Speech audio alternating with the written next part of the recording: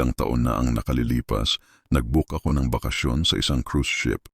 Nakatira ako sa cabin 105. Bawat cabin ay may double deck na kama, kaya kinailangan kong makihati sa cabin kasama ang ibang tao.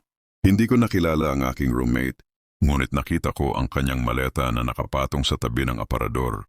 Medyo maliit ang cabin, ngunit komportable ang kama. Ang tanging bagay na maaari kong ireklamo ay ang nakakapangilabot na amoy ng basang hangin. Nang gabing iyon, nang maglayag kami, pagod na ako, kaya natulog ako ng maaga at pinili ang pinakamababang higaan. Sa kalagitnaan ng gabi, bigla akong nagising dahil sa isang malakas na ingay. Nakarinig ako ng ungol mula sa higaan sa itaas ko, kaya inakala kong pumasok ang aking roommate sa cabin habang natutulog ako. Wala akong makita sa dilim. Narinig ko siyang binubuksan ang pinto at pagkatapos ay narinig ko ang kanyang mga yabag na tumatakbo sa koridor. Iniwan niyang bukas ang pinto sa likuran niya at umugoy ito sa mga bisagran nito habang ang barko ay gumugulong sa mga alon. Bumangon ako para isara ito. Pagkatapos ay kinapa ko ang aking daan pabalik sa aking kama sa dilim at natulog muli. Pagising ko kinaumagahan, napakaalon ng dagat at ang barkong pang-cruise ay pabalik-balik na humahampas sa mga alon. Naroon pa rin ang amoy ng mamasa-masa sa kwarto at napakalamig. Nakabukas ang bintana kaya kinailangan kong bumangon para isara ito. Nakasara ang mga kurtina ng pinakamataas na higaan kaya inakala kong tulog pa rin ang kasama ko sa kwarto. Nagbihis ako at umakyat sa kubyerta. Nang makita ko ang isa sa mga katiwala, nagreklamo ako tungkol sa lamig at kabasa ng aking cabin. Saan cabin ka tumutuloy? Tanong niya. Cabin 105, sagot ko. Pagkasabi ko nito, namutla ang mukha ng katiwala. Kitang-kita ang panginginig niya at tinitigan ako. Anong problema? Tanong ko. Wala, sagot niya. Ang totoo lang, lahat ng tumutuloy sa cabin na iyon ay nagreklamo tungkol dito. May mali rito. Aba, hindi ko dapat pag-usapan yun. Ayaw nilang takutin natin ang mga pasahero. Ano ang pinagsasabi mo? Gulat kong tanong. Tumingin ang katiwala at hininaan ang kanyang boses. Ayokong mawalan ng trabaho, bulong niya. Pero naisip kong dapat mong malaman. Sa huling 3 biyahe, lahat ng mga taong natulog sa cabin 105 ay tumalon sa dagat. Kasabay nito, umalis na ang steward. Hindi ako sigurado kung dapat ko ba siyang seryosohin. Habang kumakain ako ng almusal, bumaba ang kapitan para dalawin ako.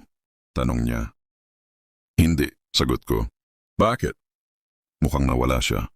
Mahinang sabi ng kapitan. Natatakot kami na baka tumalon siya sa dagat. Pang-4 na siya kung gayon. Bulalas ko. Nang mapagtanto niyang kilala ko ang 3 pa, kinabahan ang kapitan. Huwag mong banggitin ito sa ibang mga pasahero, masungit niyang sabi. Ayaw naming magkaroon ng takot. Nang gabing iyon, pagbalik ko sa aking cabin, hinawi ko ang mga kurtina sa itaas na higaan. Walang laman ito. Kinabahan ako nang isipin na malamang patay na ang lalaking natutulog doon. Naghubad ako at humiga sa aking kama para makatulog. Sa kalagitnaan ng gabi, nagising ako dahil sa isang malakas na kalabog. Napakalamig. Bukas muli ang porthole at kumakatok ito sa dingding. Bumangon ako sa kama para isara ang porthole, ngunit nang sandaling iyon, malinaw kong narinig ang isang bagay na gumagalaw sa likuran ko sa itaas na higaan.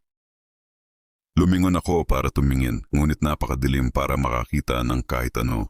Pagkatapos, nakarinig ako ng mahinang ungol at halos nanigas ang dugo sa aking mga ugat. May kung ano ron. Dahil sa aking takot, tumakbo ako papunta sa itaas na higaan. Binuksan ang mga kurtina at kinapa ang loob. Sa aking pagkagulat may naramdaman ang aking mga kamay doon.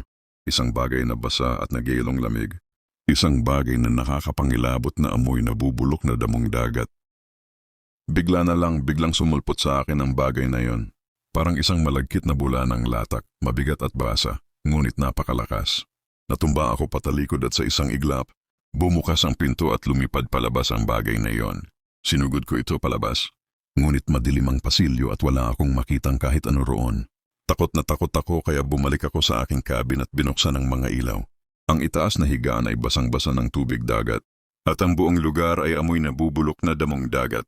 Masyado akong kinakabahan para makatulog muli. Kaya umakyat ako sa kubyerta para makalanghap ng sariwang hangin at makapagpahinga. Naroon ang kapitan at sinubukan kong sabihin sa kanya ang mga pangyayari noong gabing iyon. Hindi pa ako natakot ng ganito sa buong buhay ko, sabi ko. Sa tingin ko ay pinagmumultuhan ang aking cabin. Kalokohan, sabi ng kapitan. Para lang patunayan sa iyo, bukas ng gabi, ibabahagi ko sa iyo ang cabin. Pagkatapos ay tingnan natin kung ano ang mangyayari. Sigurado akong may makatwirang paliwanag. Kinabukasan ng gabi, sinalubong ako ng kapitan sa labas ng aking cabin. Pumasok kami at nilak niya ang pinto sa likuran namin. Ngayon ay wala nang makakapasok o makalabas, sabi niya. Hinalughog namin ang cabin para matiyak na walang laman. Pagkatapos, umupo ang kapitan sa isang upuan sa harap ng pinto at umupo ako sa gilid ng ibabang higaan. Kumuha siya ng isang bote ng whiskey at inalok ako ng inumin. Ang unang pagkakataon na nangyari. Ito ay 1 buwan na ang nakalipas, sabi niya. Ang pasaherong nanatili sa cabin na ito ay isang pasyenteng may sakit sa pag-iisip. Nakatakas siya mula sa lunatic asylum at bumili ng ticket sa cruise ship na ito. Siguro plano niyang magpakamatay. Sino ang nakakaalam kung ano ang tumatakbo sa isip ng mga baliw na ito? Sa kalagitnaan ng gabi, itinapon niya ang kanyang sarili sa dagat. Nang sandaling iyon, huminto siya at tumitig sa porthole. Tinitigan ko rin ito. Ang bolt na pumipigil dito ay tila umiikot, napakabagal. Pareho kaming napabuntong hininga. Biglang namatay ang mga ilaw.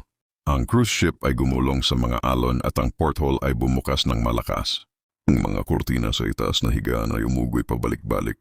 Ang kapitan ay napatalon sa kanyang mga paa na may malakas na sigaw ng pagkagulat. Sa dilim nakita ko siyang nakikipagbuno sa isang bagay. May isang bagay sa itaas na higaan. Sigaw niya. Inabot ko at sinubukang tulungan siya. Ngunit ang aking mga daliri ay nakakuyom sa isang bagay na kakilakilabot. Isang bagay na kakilakilabot na hindi masabi. Isang bagay na amoy nabubulok na damong dagat at mabahong tubig dagat. Ito ay isang madulas at malagkit na kakilakilabot na bagay. Ang maputla at namamagang bangkay ng isang nalunod na lalaki. Ang kanyang patay na puting mga mata ay nakatitig sa akin mula sa dilim. At mayroong isang kakilakilabot na. Ang kakilakilabot na bagay ay hinawakan ako sa leeg at sinimulang sakalin ang buhay ko. Napakalakas nito, halos madaig ako nito. Nahihirapan akong huminga. Sumigaw ako at pinitawan ako nito. Tumalon ang bagay sa akin at inihagis ang sarili sa kapitan at bumagsak siya patalikod na may sigaw ng takot. Sandaling tumigil ang bagay. Gumapang sa ibabaw niya at pagkatapos ay nawala ito sa pamamagitan ng porthole.